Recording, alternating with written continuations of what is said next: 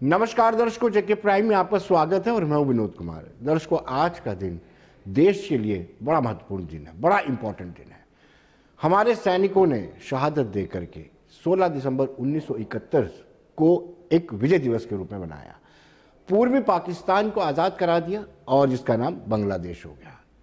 करीब 93,000 पाकिस्तानी सैनिकों को आत्मसमर्पण भी करना पड़ा और बड़ी बात यह है कि 3,900 हमारे जवानों ने शहादत दी है और 9,851 लोग घायल हुए हैं।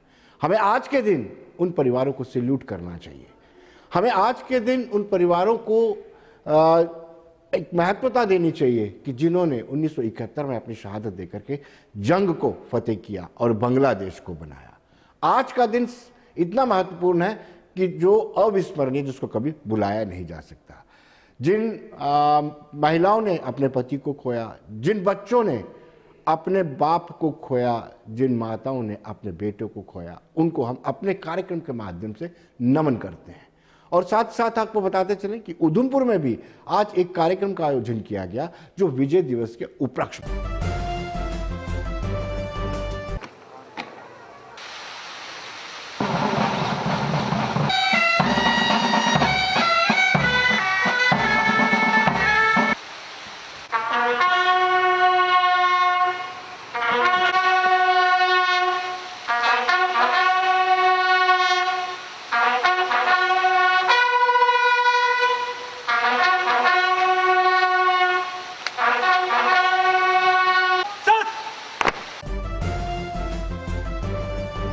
दर्शकों, जैसे कि हमने आपको बताया कि आज का दिन बहुत महत्वपूर्ण है।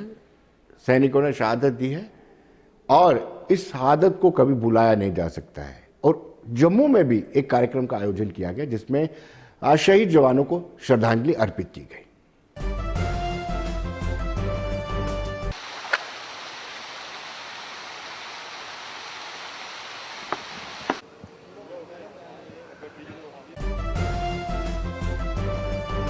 इस जीत में आज तक मेरे ख्याल में कभी ऐसा नहीं हुआ है कि पाकिस्तान के दो टुकड़े तो हुए, साथ में एक नया राष्ट्र, नया देश बांग्लादेश का जन्म हुआ। साथ साथ में जो बंगाली लोग थे, जो ईस्ट पाकिस्तान में थे पहले, उन लोगों में ऊपर में जो नरसंहार होता रहा था, हजारों लोगों को मार दिया गया था, विधवाएं हो गई थी, रेप हुआ था, जिसको मैसेकर ऑफ बांग्लादेश बोलते हैं, वो हुआ था। और सबसे बड़ी महत्वपूर्ण बात है इस भारत की जीत में कि पाकिस्तान ने सरेंडर किया, अनकंडीशनल सरेंडर किया। और उस सरेंडर के बीच में हमारे जनरल जगजीत अरोरा और उनके AAK न्याजी साहब ने वहां पर अपने फौजों के साथ सरेंडर किया। 93,000 प्रिजनर्स ऑफ वॉर जिन्होंने अपने हथियार ले कर दिए और उन्होंने हमें आत्मसमर्पण कर दिया। उन 93,000 प्रिजनर्स ऑफ वॉर को लेना, उनको संभालना, उनको भारत में ला के डिफरेंट जगह जगह में कैंपों में उनको रखना, मैं ये कहता हूं ये पहली बार ऐसा है मिलिट्री हिस्ट्री में ऐसा हुआ है कि इतना जग हुआ है। तो ये बहुत ही महत्वपूर्ण थी कि हमारी जीत, जिसमें कि 93,000 लोगों ने सरेंडर किया और प्रिजनर्स ऑफ वॉर। मैं कहता हूं ऐसे दिन जरूर मनाने चाहिए, क्योंकि कई लोग होते हैं, जैसे मैंने पहले कहा, कि वो लोग तो इन्हीं दिनों को ही सिर्फ याद करते हैं और बाकी दिन तो भूल जाते हैं। अरे फौजी जो अपना पूरा मैं कहता हूं अपनी जान कुर्बान कर देता है, वो अपनी परिवार से दूर रहता है, तो उस फौजी को उसी टाइम पर जब यहाँ तो वो शहादत देता है, जब वो उसकी लाश आती है, या फिर कोई ऐसा दिवस आता है तब याद आता है। तो इसीलिए ये दिवस हमें मनाने चाहिए और ये मनाने चाहिए जोशो खरोशों से मनाने चाहिए, ताकि लोगों को पता लगे कि शहीदों की चिताओं पर हर बरस लगेंगे मेले, वतन पे मरने वालों का यही बाकी निशान होगा। इससे पहले कि हिंदुस्तान वहां अटैक करे, पाकिस्तान ने 71 की लड़ाई खुद शुरू की कि जब उसने एयर स्ट्राइक्स, हमारी जो फॉरवर्ड एयरफील्ड्स हैं जम्मू कश्मीर के अंदर, राजस्थान के अंदर, जोधपुर वगैरह में उसने अटैक किए और जिससे कि फिर हिंदुस्तान को एक खुला हाथ मिल गया पाकिस्तान के खिलाफ जाने का। और फिर मैंडेट ये था हमारी फ़ौज का कि आपने जो है ये बांग्लादेश जो है, जो पाकिस्तान ईस्ट पाकिस्तान है, उसको आज़ाद कराना है। जो फ़ौज जो है बांग्लादेश उसमें उस जगह पाकिस्तान की, उसको शिकस्त देनी है। और ये बहुत खूबी निभाया हमारी फ़ौज ने। और आपने देखा कि 16 दिसंबर 1971 को जनरल ए के नियाज़ी ने सरेंडर किया वहाँ पे। 92,000 से ज़्यादा जो फ़ौज थी पाकिस्तान की, उन्होंने हथियार डाले और वो सारे बंदी बनाए गए, प्रिजनर ऑफ वॉर बनाए गए हिंदुस्तान में। इसके अलावा जो हमारा वेस्टर्न सेक्टर था, उसके अंदर पाकिस्तान ने बहुत बड़ा अटैक किया। पहले लोंगोवाल में था, उनका पूरा ब्रिगेड आया हुआ था। दूसरा छम सेक्टर में था, उनका एक पूरा आर्मर डिवीज़न था जहाँ पे। और इन दोनों जगह पे बहुत खूबी के साथ हमारे जो जवान हैं उन्होंने उसको शिकस्त किया। छम सेक्टर के अंदर 72 आर्मर्ड रेजिमेंट थी, जो एक नई रेजिमेंट थी, 5 महीने नहीं हुए थे उसको अभी खड़े हुए। उन्होंने एक बहुत अच्छा अपना प्रदर्शन दिया। और काउंटर अटैक के अंदर, जो धड़ क्रॉसिंग के अंदर काउंटर अटैक के अंदर, उन्होंने पाकिस्तान के तकरीबन कोई 50 टैंक बर्बाद किए। उसके आगे का कोई मंसूबा ऐसा नहीं था कि पाकिस्तान के अंदर अटैक करने का। ये दिन मैं उन वीर जवानों को, उन वीर नारियों को और उनके जो कुटुंब के जो बच्चे हैं, अब तो बहुत बड़े हो गए हैं, उन सब को हम नमन करते हैं। और मैं सारे देशवासियों से मैं रिक्वेस्ट करता हूं कि इस दिन आपके गांव में, आपके मोहल्ले में, आप अगर किसी ऐसे परिवार को जानते हैं जो जिन्होंने कुर्बानी दी है अपनी इस लड़ाई के अंदर, और वैसे भी और वीर नारी हैं और उनके बच्चे हैं, उनको आप जाके मिलें। दर्शकों, हमने कर्नल साई से बातचीत की। कर्नल साई का कहना था कि जिन लोगों ने शहादत दी है उनको हमें नमन करना चाहिए। और बड़े फख्र की बात है, आज के दिन को विजय दिवस के रूप में मनाना बड़े फख्र की बात है। आइए देखते क्या कहना है। ऐसे महान दिनों को मनाने के लिए बहुत योद्धाओं की, वीरों की, भारत माँ के सपूतों की प्राणों की आहुति लगती है। युद्ध में वीरता, युद्ध कौशल, युद्ध में विजय पसीने से नहीं, खून से कमाई जाती है। और वीर योद्धाओं की जो वीर गाथाएं हैं वो स्याही से नहीं, खून से लिखी जाती हैं। और आज देश उन वीरों की याद में ये विजय दिवस मना रहा है।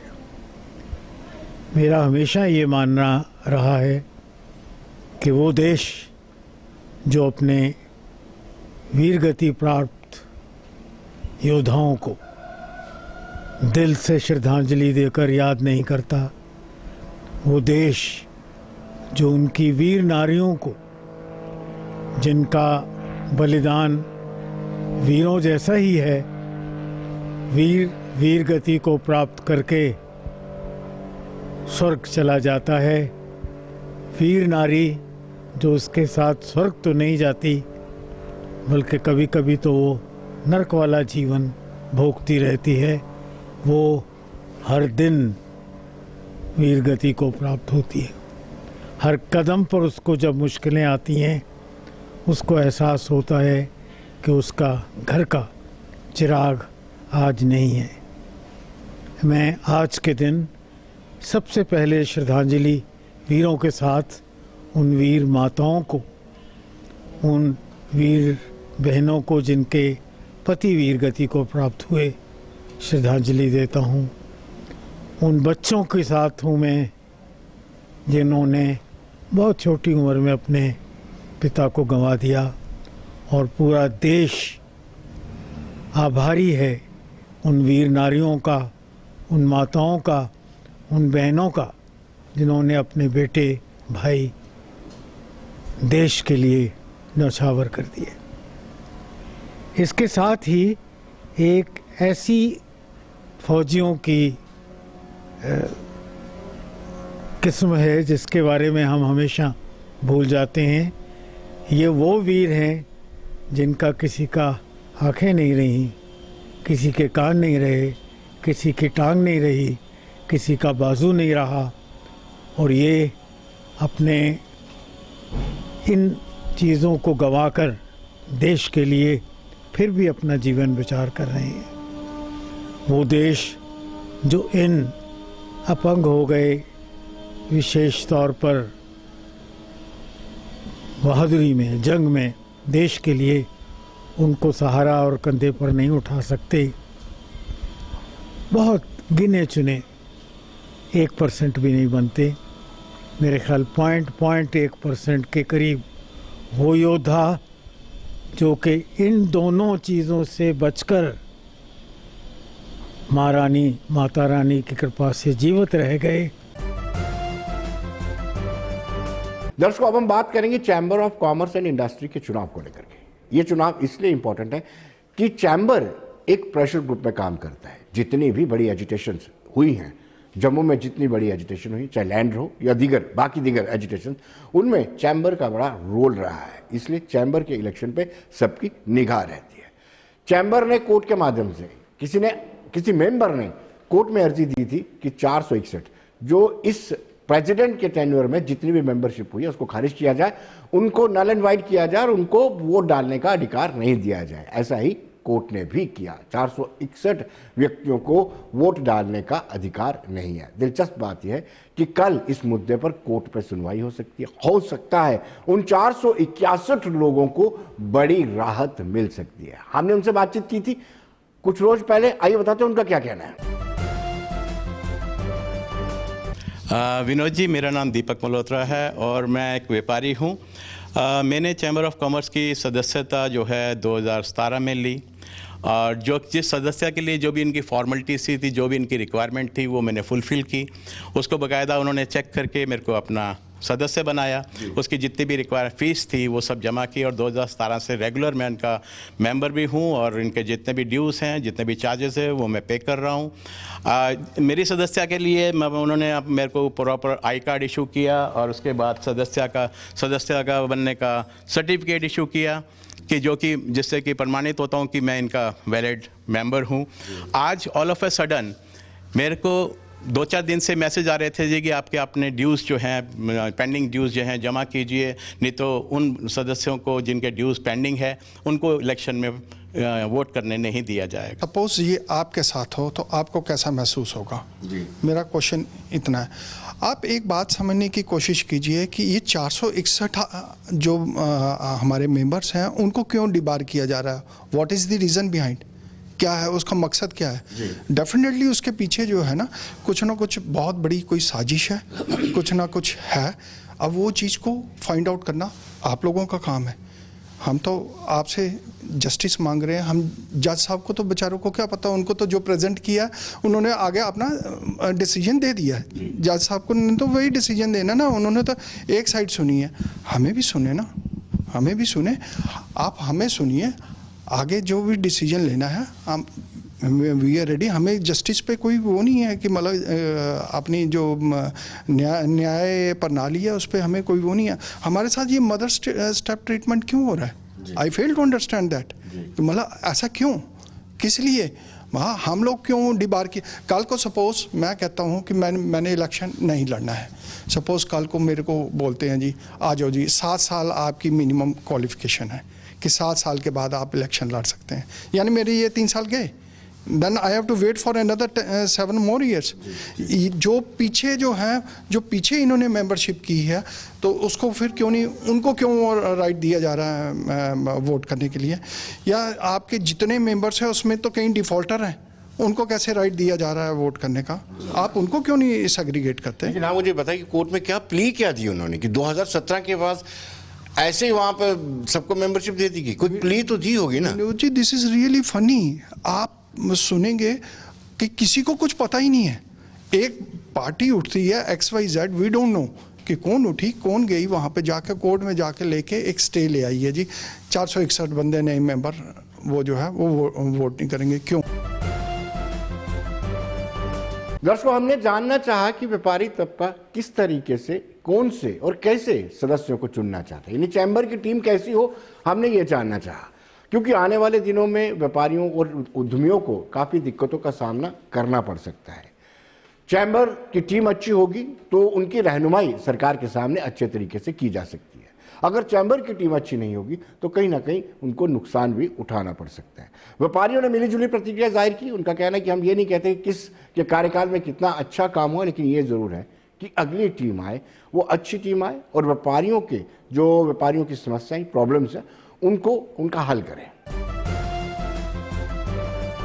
मुंह की मैं बात करूं तो चैम्बर का रोल हर प्लेटफॉर्म पे रहना चाहिए, चाहे वो कोई भी मुद्दा हो, प्राइवेट हो, अपना हो, गवर्नमेंट का हो, जहाँ व्यापारियों का हो, जहाँ इंडस्ट्री का हो, सबको साथ में लेके चलना। जो टीम साथ लेके चलेगी वही कामयाब रहेगी और वही लोगों को हमें आगे लेके आना चाहिए। ये मेरा अपना विचार है। कुदरती कुछ ऐसा कोई प्रॉब्लम्स आई, चैम्बर को आई या जो भी पुरानी टीम थी उनको आई, वो उन्होंने थोड़ा सा डिले करने की वजह से क्या हुआ कि कुछ लोग जिन्होंने इंटरेस्टेड थे कि इलेक्शन होने चाहिए टाइम पे, उन्होंने कोर्ट में गए, तो कोर्ट में जाने के बाद ये मुद्दा जो है कि कब कोर्ट के अधीन है और इस पे हम ज़्यादा कुछ बोलते नहीं हुए। मुझे लगता है कि कोर्ट इसको शायद डिसाइड करने वाला भी है, क्योंकि फिर से कुछ लोग कोर्ट में जाके, जो लोग मेंबर 461 थे, वो चाहते हैं कि उनको वोटिंग राइट मिले और शायद ये 2 या 3 दिन में ये एक कोर्ट इसको कोई ना कोई डिसाइड करके तो उनको भी करेगी, तो जो एक हेल्दी साइन होगा और आम पब्लिक के लिए कोई अच्छी खबर रहेगी कि हम लोगों को मौका दिया है अपने यहाँ आने का।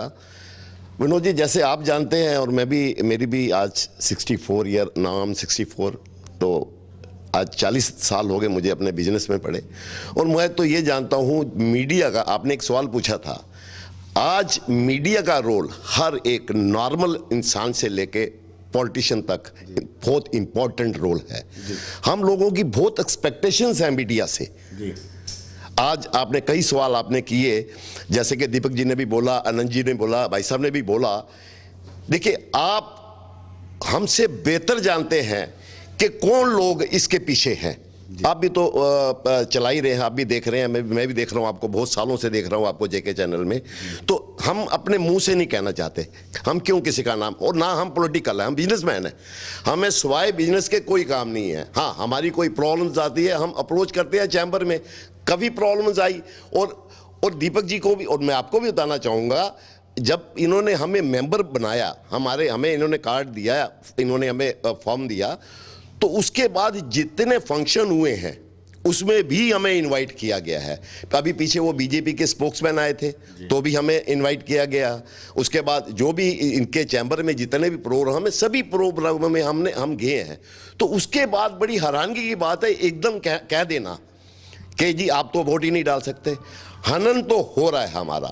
हम आपके माध्यम से, हमारी पूरी सरकार से, पूरी जुडिशरी से हम यही चाहते हैं कि हमें भी वोट डालने का अधिकार मिलना चाहिए, सो दैट हम अपने पसंद का जो भी, देखिए पढ़े लिखे लोग हैं, और आज आप देखेंगे ये 3 सालों में जिन लोगों ने इसकी चैम्बर की जो सदस्यता ग्रहण की है, they are all young entrepreneur.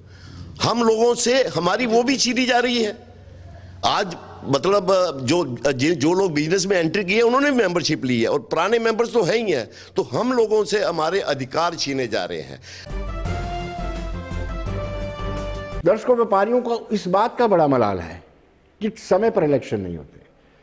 इसका टेन्योर 2 साल का है, लेकिन अब करीब 3.5 साल हो चुके हैं, इलेक्शन नहीं हुए। हालांकि इसमें कोर्ट की इंटरफेरेंस भी रही है, लेकिन व्यापारी तबका कहता है कि समय पर इलेक्शन हो, समय पे चैम्बर की टीम बदली जाए या चैम्बर को इलेक्शन हो, ताकि राहत जो है उद्यमियों और व्यापारियों को मिल सके। मेंबर बने हैं, उनको राइट मिलने चाहिए। अगर उन्होंने मेंबरशिप फीस दी है और सब्सक्रिप्शन फीस दी है तो उनको वोटिंग राइट मिलने चाहिए। लेकिन इसमें यह जरूर देखना होगा कि जो 461 मेंबर बने हैं वो किन कारण से वंचित है, उनको क्यों वोटिंग राइट नहीं मिल रहा। क्योंकि जो पुरानी टीम है, जो सारे ऑफिस बीरर है, उन्होंने उन मेंबरशिप की वर्किंग कमेटी में पास नहीं करवाया। जब वर्किंग कमेटी में पास हो जाए फिर एजीएम में पास होता है। ये मैं समझता हूं, ये पूरी चैम्बर टीम की जो पिछली नलायकी है, उन कारण से जो 461 मेंबर हैं उनको उनका खामियां बढ़ना पड़ रहा है और उनको वोटिंग राइट नहीं मिल रहा। अगर देश का प्रधानमंत्री चुना जाता है, वो अपना कोई भी बिल हो, जैसे सीएए का बिल हो या किसी का भी बिल हो, ट्रिपल तलाक का बिल हो, वो पहले कैबिनेट में पास कराता है, फिर लोकसभा में पास होता है, फिर राज्यसभा में पास होता है, फिर इम्प्लीमेंट होता है। इसी तरह हर एक संस्था का कॉन्स्टिट्यूशन है, कॉन्स्टिट्यूशन में लिखा हुआ है क्लियर, अगर आपने मेंबरशिप बनानी है उसको वर्किंग कमेटी में पास कराना है। दर्शकों, रिटायर्ड जज सुरेश शर्मा जो इलेक्शन कंडक्ट करवा रहे इलेक्शन कमिश्नर हैं, उन्होंने स्पष्ट कर दिया है कि कोर्ट के आदेश के मुताबिक 461 बंदों को वोट डालने का, सदस्यों को वोट डालने का अधिकार नहीं है और लिहाजा कोर्ट के डायरेक्शन की अवहेलना नहीं की जा सकती। अगर कोर्ट कहती है कि इनको वोटिंग राइट दिया जाए तो हम इसके लिए तैयार हैं। उन्होंने कहा कि दिसंबर 28 तक उम्मीदवार अपना नामांकन भर सकते हैं और 17 जनवरी को मतदान होगा और साथ ही साथ रिजल्ट भी आएंगे। चैम्बर ऑफ कॉमर्स और इंडस्ट्री के जो इलेक्शन 17 जनवरी 2021 को होने जा रहे हैं, उसके जो नॉमिनेशन फॉर्म्स लेने की तारीख थी वो पिछले कल तक थी। तो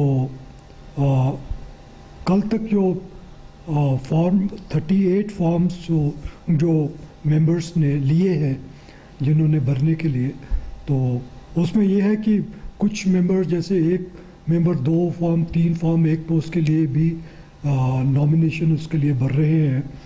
तो कल फॉर्म सबमिट करने की जो है नॉमिनेशन पेपर्स की, वो कल 17 दिसंबर लास्ट डेट है। तो कल पोजीशन क्लियर हो जाएगी कि कितने मेंबर्स जो है वो इस इलेक्शन में कॉन्टेस्ट करने जा रहे हैं। जैसे मैंने आपको पहले भी बताया था, उसकी स्क्रूटनी जो होगी वो 28 दिसंबर वो फिक्स की गई हुई है। तो इसके साथ ही अब उसकी लास्ट डेट ऑफ विड्रॉल जो है वो 6 जनवरी है। तो 17 दिस जनवरी को इसके इलेक्शंस चैम्बर ऑफ कॉमर्स के हो जाएंगे। उसी दिन रिजल्ट भी उसी दिन, उसी दिन रिजल्ट भी आ जाएगा। क्या कहेंगे जिस तरह से 461 वोटों का जो इस वक्त मसला गरमाया हुआ है, किस नजरिए से देखते हैं? 461 का जो मेंबर्स हैं वो मेंबर्स वो हैं जो 2017 के बाद मेंबर्स बने, जो पिछले टेन्योर के दौरान जो मेंबर्स बनाए गए, उनके मुतलका कोर्ट ने डायरेक्शन दी है। उसके मुतलका मेरा जो एज ए बतौर रिसीवर उसकी निस्बत कोई ऑर्डर, कोई भी हिदायत यहाँ से उनके निस्बत कोई नहीं है। वो जो कोर्ट ने ऑर्डर किया है कि 2017 की जो मेंबरशिप थी, उसकी बिना पे उस मेंबरशिप को मद्देनज़र रखते हुए, उसी को कंसीडर करते हुए हमें वोटिंग करवानी है। दर्शकों, पारा लगातार लुढ़क रहा है लेकिन उत्साह नीचे नहीं आ रहा। वोटर में उत्साह था, अपने मताधिकार का इस्तेमाल करना चाहते थे, मताधिकार का इस्तेमाल करके वो अपने नुमाइंदे को चुनना चाहते थे, जो नुमाइंदे उन पे खरा होते रहे और जो विकास को तरजीह दें।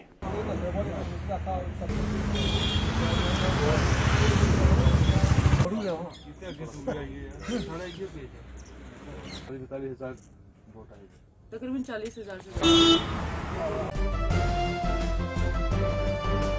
तो दोस्तों, इलेक्शन कमिश्नर के शर्मा ने क्या ब्रीफ किया वो हम आपको बताते हैं। Is 57.22%, so it's the highest up till now. आज की डिस्ट्रिक्ट डेवलपमेंट काउंसिल जो 31 कॉन्स्टिट्यूंसी की इलेक्शन हुई है, उसमें 13 कश्मीर की थी और 18 जम्मू की थी। पोलिंग जो रही है 7 फेजेस में, आज के 7th फेज में मैक्सिमम रही है सबसे ज़्यादा। ओवरऑल जम्मू कश्मीर के लिए 57.22% है और जम्मू प्रोविंस के 10 ज़िलों के लिए 71.93% है। कश्मीर की परसेंटेज भी आज मैक्सिमम रही, मैक्सिमम इन द सेंस काफ़ी ज़्यादा रही, और ये रही है 39.52%, क्लोज टू 40%। फेज़ 1 की कश्मीर में वो भी 40.65% रही थी। इसके बाद बताते हैं टोटल वोटर जिन्होंने वोट कास्ट किया है। सारे जम्मू कश्मीर में आज 3,93,200 वोटर्स अपने घरों से बाहर आके वोट उन्होंने दिए हैं। इसमें 2,10,479 मर्द हैं और 1,82,721 महिलाएं हैं। कश्मीर का अगर देखें तो टोटल वोटर्स जिन्होंने आके आज 16 दिसंबर को फेज़ 7 में पार्टिसिपेशन करी है, 1,23,188 लोग अपने घरों से आके आए और उन्होंने वोटिंग दिया। इसमें 66,699 मर्द हैं और 56,499 है। 56,499 are females. In Jammu province, a total of 2,70,012 voters came out of their homes to cast the votes, out of which 1,43,790 मर्द हैं, 1,26,222 महिलाएं हैं। तो बने रहिए देश दुनिया की खबरों के लिए और मुझे दीजिए इजाजत। नमस्कार।